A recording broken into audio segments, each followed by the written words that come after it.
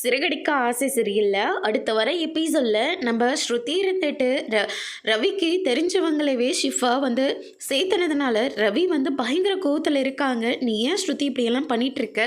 நீ பண்ணுறது உனக்கே சரின்னு படுதா? இப்போ நான் என்ன தப்பு பண்ணேன்? நீ எதுக்கு என்ன கேள்வி கேட்குற அப்படின்னு சொல்லிட்டு ஸ்ருதி வந்து கேட்கவும், நீ பண்ணுறது தப்புன்னு உனக்கு தோணலையா? எதுக்காக நீத்துவோட ரெஸ்டாரண்ட்டில் வேலை பார்த்துட்ருக்கிறவே நீ ஆரம்பிக்க போகிற ரெஸ்டாரண்ட்டுக்கு ஷிஃபா வந்து வேலை கொடுத்துருக்க அப்படின்னு சொல்லிட்டு கேட்கவும், நான் உன்னை கேட்டேன், நீ வரமாட்டேன்னு சொல்லிட்ட. அதனால எனக்கு வேற வழி இல்லை. அவர் முதல்ல உங்ககிட்ட கற்றுக்கினாருன்னு எனக்கு முதல்ல தெரியவே தெரியாது. அதுக்கப்புறமா தான் எனக்கு ஞாபகம் வந்து நான் தனியாக ஒரு ரெஸ்டாரண்ட் ஆரம்பிக்க போகலான் இருக்கேன். அதனால் இங்கே கொஞ்ச நாள் ஒர்க் பண்ணுறேன் அப்படின்னு சொல்லிட்டு என்கிட்ட கேட்டாங்க.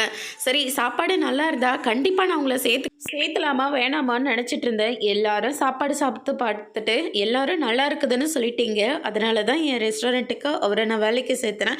இதில் என்ன தப்பு இருக்குது? நீ பண்ணுறது தப்பு ஸ்ருதி அப்படின்ற மாதிரி வந்து சொல்கிறாங்க. உடனே ஸ்ருதி இருந்துட்டு, நீ பண்ணுறது தான், ஒரு ஒய்ஃப் ஆரம்பிக்கிறாளே அவள் யாருக்காக இதெல்லாம் பண்ணிகிட்ருக்கான்னு கொஞ்சம் கூட யோசிக்காமல் அந்த நீத்து என்ன சொன்னாலையும் அவள் சொல்கிறது மட்டும்தான் சரின்னு சொல்லிட்டு நீ கை கட்டிட்டு வேலை பார்த்துட்ருக்கல்ல, நீ பண்ணுறதாண்டா தப்பு அப்படின்னு சொல்லிட்டு அவங்க ரெண்டு பேருக்கும் பயங்கர ஆர்கியூமெண்ட்டாக போயிட்டுருக்கு. மெயினாக இருந்துட்டு, ரவி நீங்களும் கொஞ்சம் யோசிக்கலாம்ல.